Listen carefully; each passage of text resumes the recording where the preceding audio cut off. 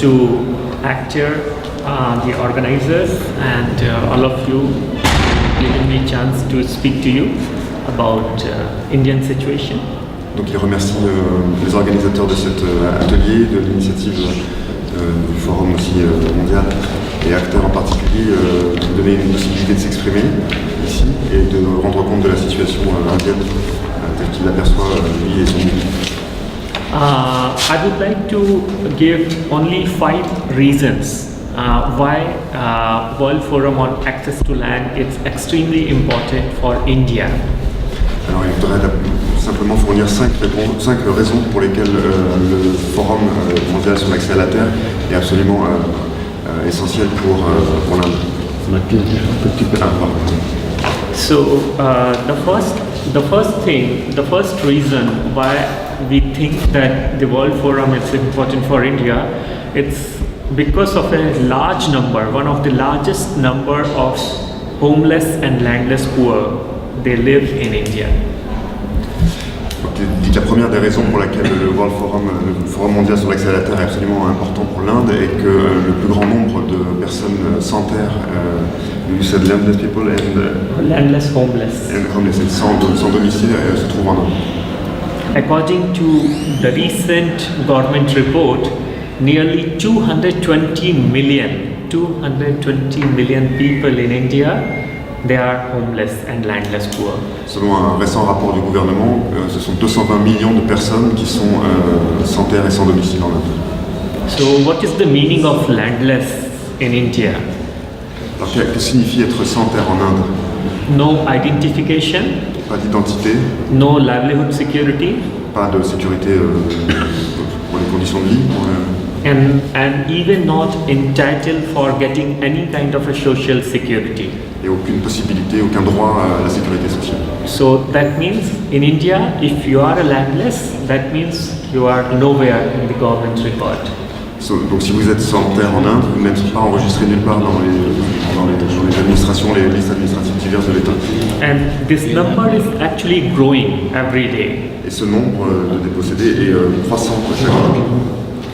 Because India is also known for a hunger, the problem of hunger. We produce a lot, we export, we import also, but even after, about 1/3 of the population is malnourished. Et par ailleurs, il y a une situation de sous-alimentation et de mal-alimentation qui est considérable en Inde, même si l'Inde est un grand pays producteur de produits agricoles qui exporte et qui apporte par ailleurs, le résultat au final est que la population est pour un tiers considérée comme mal nourrie, voire sous-nourrie. I mean, India is known for, in our schools, we read in our books that the backbone of our economy is agriculture. The backbone of Indian economy is agriculture. This is still very much there in the textbook. Il est même notoire dans les programmes scolaires, dans tous les livres d'école, que la colonne vertébrale de l'économie indienne est l'agriculture. But in reality, it's not there. The whole agriculture sector is actually controlled by few companies only. Et la vérité, c'est qu'en fait, ce sont seulement quelques compagnies agricoles qui maîtrisent l'économie de ce secteur en Inde. India is known for a lot of legislation, but most of the legislation is actually drafted by Britishers, by the colonial forces. So that's how their intention is not very supportive. On dit aussi que l'Inde est un pays qui dispose d'une législation très élaborée. Il rappelle qu'elle est en fait le produit de la colonisation britannique et que pour l'essentiel elle est orientée vers des intérêts qui ne sont pas ceux des classes les plus défavorisées. India is known for best legislation for land distribution, but it's not implemented. L'Inde est aussi connue pour avoir les textes les plus favorables en termes de répartition de l'accès à la terre et en réalité cette législation n'est pas appliquée, n'est pas mise en œuvre. In the last 70 years after our independence, less than 2% people are really getting the land, really got the land. Less than 2%. Pour les 70 dernières années, alors qu'en vertu de cette loi, les terres auraient dû être largement redistribuées, simplement 2% et demi d'ayant droit ont fini par en bénéficier de ces dispositions visant à leur donner les droits sur la terre. So I personally feel that because the growing landlessness, because the seeing the large volume of landless poor in the country, in India, the World Forum on Access to Land would give a lot of energies to those poor people. Donc devant cette situation, une très grande quantité de personnes qui sont sans droit sur la terre considèrent que la dynamique du Forum mondial sur l'accès à la terre pourrait apporter une énergie considérable pour les mouvements qui sont face à cette situation en Inde. Now the second reason why India is important for this kind of a forum. The reason is India is recently known for what we call is a second phase of reforms in India. The reforms in so many different sectors. Alors l'autre raison pour laquelle ce grand forum serait très utile a à voir avec le fait que l'Inde rentre dans une phase de réforme générale, politique, légale, dont il va parler. But most of the reforms is anti-poor. Mais il se trouve que ces réformes-là qui s'annoncent sont anti-pauvres. Like in mining sector, we open our market since 2005. There is a 100% foreign direct investment allowed in the mining sector. Il explique par exemple que dans le domaine minier, il y a une libéralisation qui fait aujourd'hui que 100% des investissements sont des investissements étrangers. And we are selling our minerals without money. Et donc l'Inde est en train de vendre, de céder plutôt ces minéraux sans en récupérer le moindre bénéfice. Like in $1, just in a $1 in India, you can buy 5 tons of coal. 5 Tons of coal. Avec $1 uniquement, on peut récupérer 5 tonnes de charbon. In $1, you can buy 1 tons of bauxite. Avec $1, on peut récupérer une tonne de bauxite. And that is the rate which is actually set by Government of India for big multinational companies. Et ces conditions de tarifs sont faites par le gouvernement indien à l'intention des compagnies étrangères. So people are getting nothing. Le peuple n'en retire rien. Neither government is earning anything. Donc pas plus le gouvernement. Whatever the earning is actually just goes to the big multinational company. Donc les ressources, et en tout cas les bénéfices de ces ressources partent pour les compagnies transnationales. The water sector is open for 100% FDI in India. Le secteur de l'eau est lui aussi entièrement ouvert à l'investissement étranger en Inde. And perhaps India is the only country in the world where rivers are privatized. Rivers. Privatized. Rivers. Rivers. Rivers are privatized. India, donc l'Inde est le seul pays où des rivières entières peuvent être privatisées. It's a very bad situation in the water. Privatisées. Privatized. It's purchased by company. Yeah. And you said after that? Yeah, and perhaps the forest sector is similar. The forest sector. C'est identique pour le secteur forestier.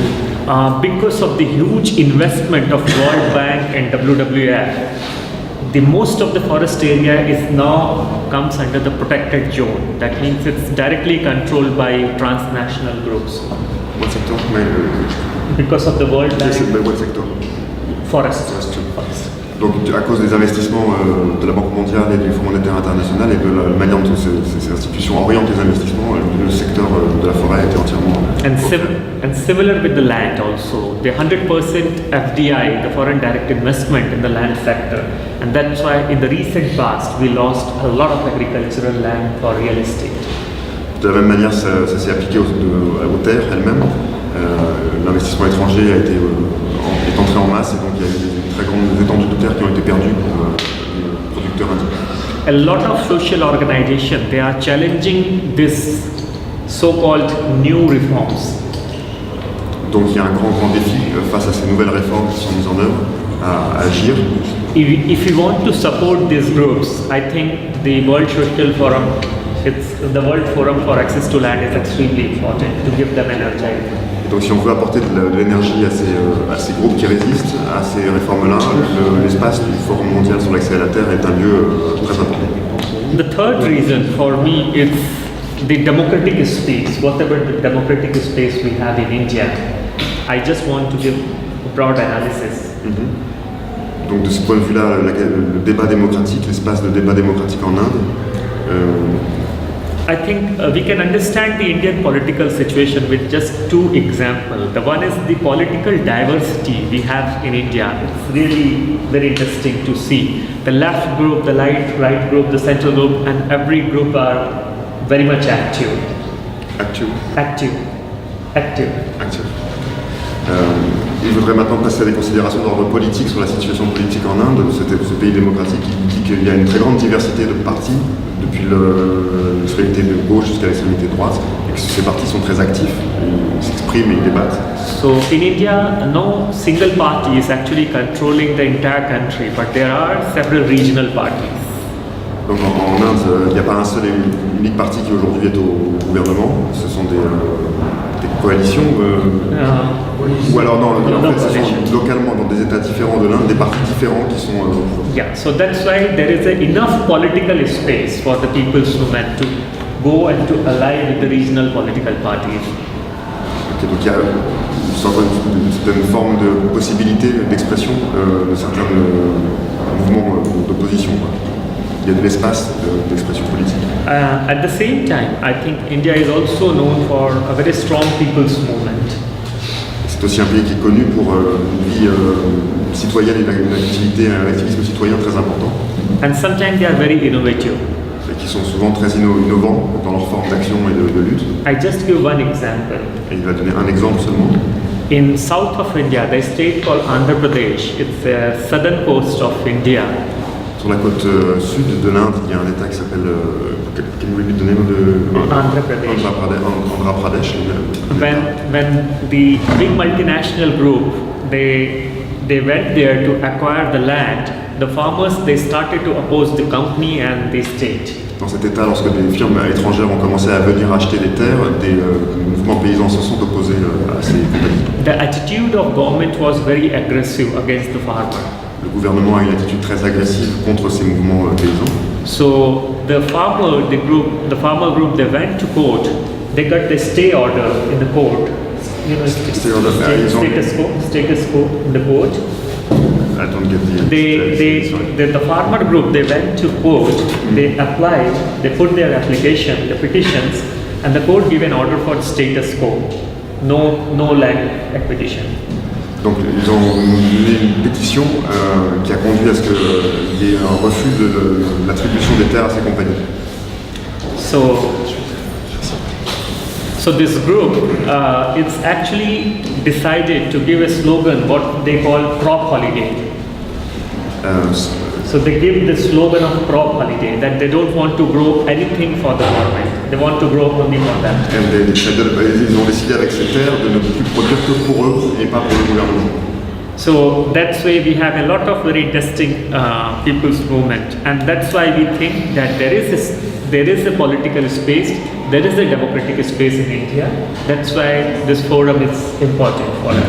Et donc il y a un espace démocratique en Inde qui fait dire que le forum mondial sur l'accès à la terre peut être très important pour ces mouvements pour trouver encore plus de résonance. The fourth reason, India is also very badly known that India is a new colonial force for Africa and for Latin America, for taking a lot of land in this country. Alors il y a on dit autre chose de l'Inde, c'est qu'elle a une dimension maintenant coloniale vis-à-vis de pays notamment africains. A huge amount of land is actually grabbed by India and China in the recent past.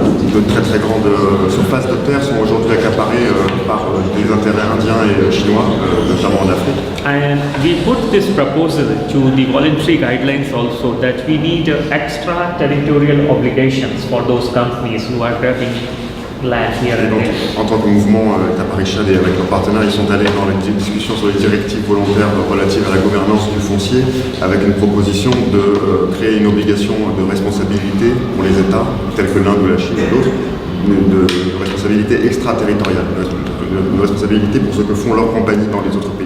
And that's why we have to challenge this process. We think it's our responsibility to challenge this process. Et c'est le type de